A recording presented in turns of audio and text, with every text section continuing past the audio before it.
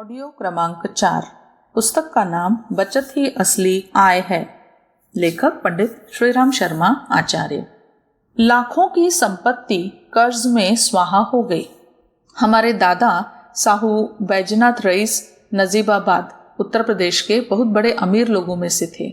पर दादा के यहाँ तो हाथी तक था और उनके लिए हाथी खाना नाम से एक अलग इमारत थी। साहू बैजनाथ जी मजिस्ट्रेट थे। पुश्तैनी 10 गांवों की जमींदारी और फिर मजिस्ट्रेट। आमदनी खूब होती थी, पर वे धीरे धीरे अपनी संपत्ति को गंवाते गए। कारण क्या था? उन्होंने कभी अपनी बचत पर ध्यान नहीं दिया, खर्च के लिए बजट नहीं बनाया। अपनी कन्याओं के विवाह में 35 हजार रुपए दहेज, बारात की खातिरों और टिप टॉप में उड़ा दिए। एक कन्या पाठशाला खुद अपने खर्चों पर चला दी। उनकी भावुकता से अनुचित लाभ उठाकर किसानों ने अपना वार्षिक कटता भी न दिया। जो घर आकर रोता वे दरियार्द्र हो जाते और सब रकम माफ कर देते। उधर सरकारी मालगुजारी के तकाजे आते रहते और वह बनियों से ऋण लेकर जमा करनी पड़ती थी। वे एक और खोटी आदतों के दास थे। नई नई चीजें जो बेकार होती थी खरीदने का उन्हें बेहद शौक था। जब वे बाजार से निकलते तो कलाई के बर्तनों वाला पुकारता, बाबूजी नई किस्म के मुरादाबादी बर्तन देखते जाइए, नया बेहतरीन स्टॉक आया है। वे रुक जाते, बड़े दिलचस्पी से देखते और नए बर्तनों का ऑर्डर दे जाते। वे उधार ही हमारे घर पहुंच जाते। कभी फर्नीचर वाला प्रार्थना करता, नई कुर्सियां, सोफा सेट, टेबलें बरेली से आई हैं, एक बार नजर डालते जाइए।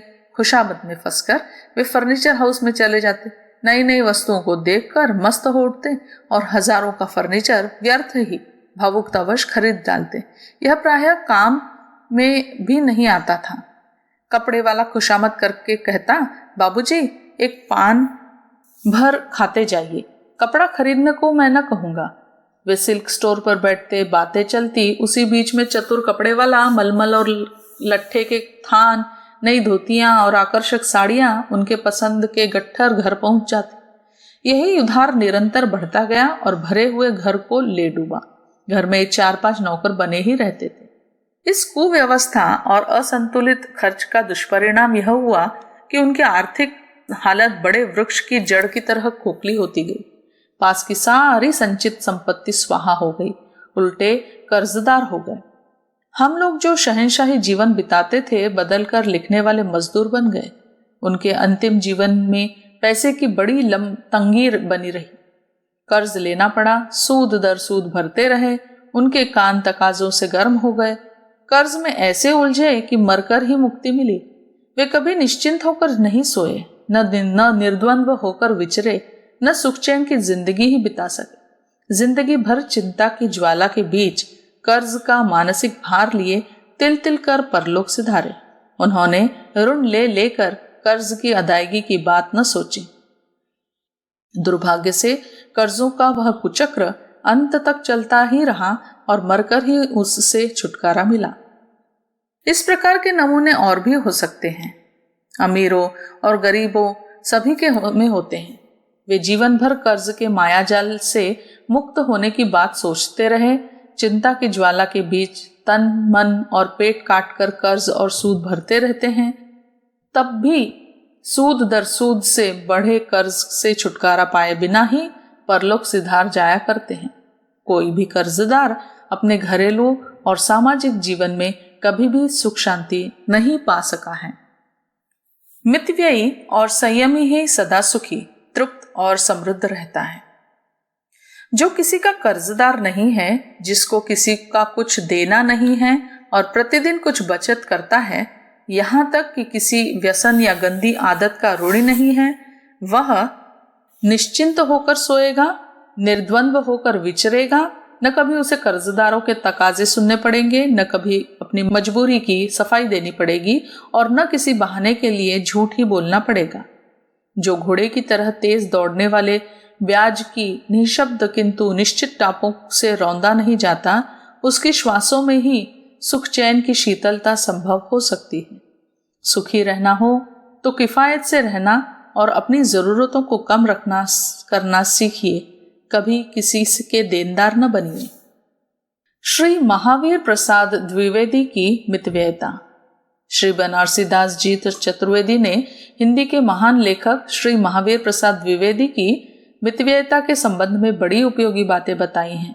आप लिखते हैं, द्विवेदी जी मितव्ययिता के तो आदर्श ही थे। एक बार उन्होंने मुझे मेरी फिजूल खर्ची पर खासी डांट बतलाई थी।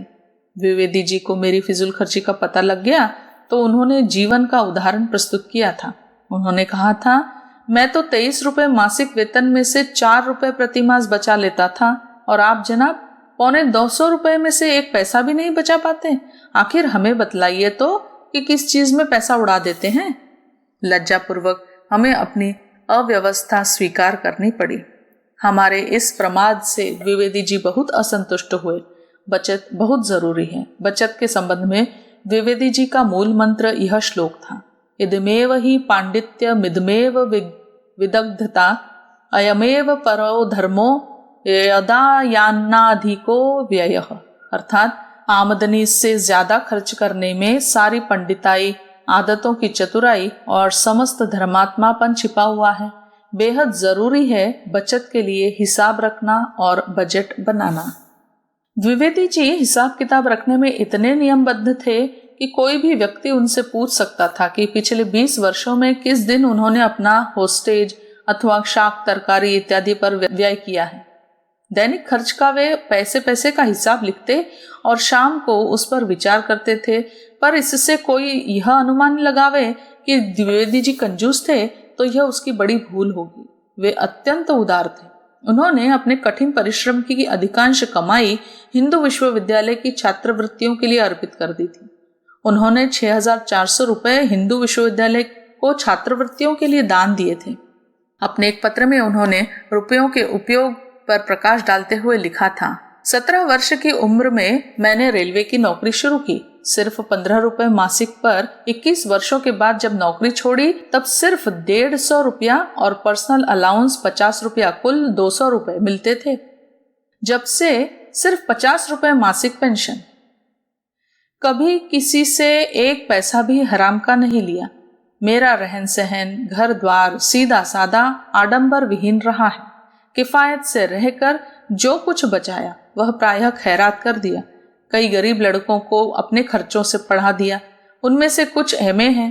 रिश्ते में अपनी 3 भांजियों की शादी और गौने किए। गैरों की भी 2 लड़कियां ब्याही। गांव में कई गरीब घरों की लड़कियों की शादियों में मदद की। नई विधवाओं का पालन किया। माता पिता की इच्छाएं पूर्ण की। गया श्राद्ध, ब्राह्मण भोज, दान पुण्य, मकान और कुएं बनवाने में के रूप में। गत वर्ष मेरे कुटुंब की अंतिम स्त्री मरी तब मैंने अंत्येष्टि कर्म करने के सिवाय 1000 रुपए दीन दुखियों को बांट दिए। कानपुर का पुस्तक संग्रह नागरी प्रचारिणी सभा को पहले ही दे चुका था। वह 1 गाड़ी पुस्तकें 6 महीने हुए यहाँ से उसे भेजी। पुस्तकें अभी और भेजनी है। 1000 रुपया इस सभा को अभी अभी जो दिए सो आप जानते ही हैं। यह बचत सुख, शांति, यश और समृद्धि का एक शानदार उदाहरण है। द्विवेदी जी की तरह संयमी, कर्तव्यशील और निरंतर जागरूक मनुष्य ही किफायत का पाठ पढ़ा सकता है। बचत करने के लिए जरूरतें कम कीजिए और बजट बनाकर खर्च कीजिए। जिस मनुष्य की आवश्यकताएं जितनी कम होंगी और जितना वह सोच समझकर खर्च करेगा, उसकी आर्थिक व्यवस्था उतनी ही सुविधाजनक रहेगी। बजट से आदमी को पहले से ही अपनी बेहद जरूरी आवश्यकताओं का ज्ञान रहता है। पहले वह इन मौलिक जरूरतों को पूरी करता है, बाद में पैसा बचने पर विलास और शौकीन चीजों पर खर्च करने की सोचता है।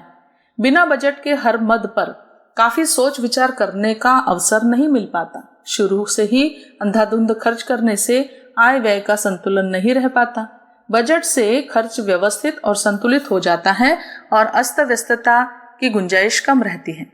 जैसे कांच में मनुष्य अपना मुंह देखकर सांच सवार करता है, वैसे ही बजट में बेहद जरूरी खर्चों का पहले से अनुमान हो जाता है। यदि वह आय से अधिक है तो पहले से ही काट छांट की जा सकती है। अपने परिवार के सुख चैन के रक्षार्थ, आर्थिक असुविधा और कर्जदारी से बचने के लिए अपने परिवार के आय व्यय बजट का ब्यौरा उचित रूप से मितव्ययिता के साथ बनाकर एक जिम्मेदार व्यक्ति की तरह जिंदगी चलानी चाहिए। बजट पर दृढ़तापूर्वक डटे रहें। याद रखिए, बजट बना लेने पर भी उसके अनुसार चलने में तब तक भी कठिनाई ही बनी रहेगी जब तक मनुष्य उसके प्रति पूरी तरह कट्टरता और ईमानदारी से नहीं रहेगा।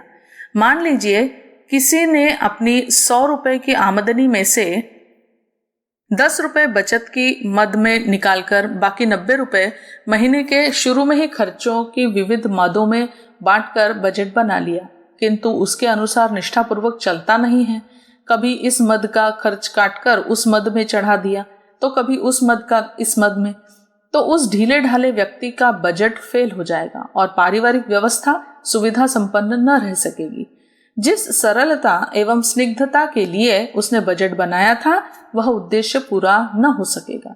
इसलिए बनाए हुए बजट के प्रति ईमानदार रहना बहुत आवश्यक है। जब तक बजट बन रहा है तब तक ही उसमें हस्तक्षेप का अपना अधिकार समझिए, पर ज्यों ही वह एक बार बनकर अंतिम रूप पा जाए उसका उसी प्रकार पालन करिए जिस प्रकार शासन विधान का किया जाता है। बनता हुआ बजट आपके अधीन रहता है, पर एक बार पूरा बन जाने पर आप स्वयं अपने आप को उसके मताहत समझिए। बजट एक प्रकार से पारिवारिक खर्च का पूर्व निर्धारण है, पूर्व विधान है। इसका निर्माण यथासंभव परिवार के हर बालिग सदस्य को सम्मिलित करके ही करना चाहिए और वह सर्वसम्मति से पास होना चाहिए।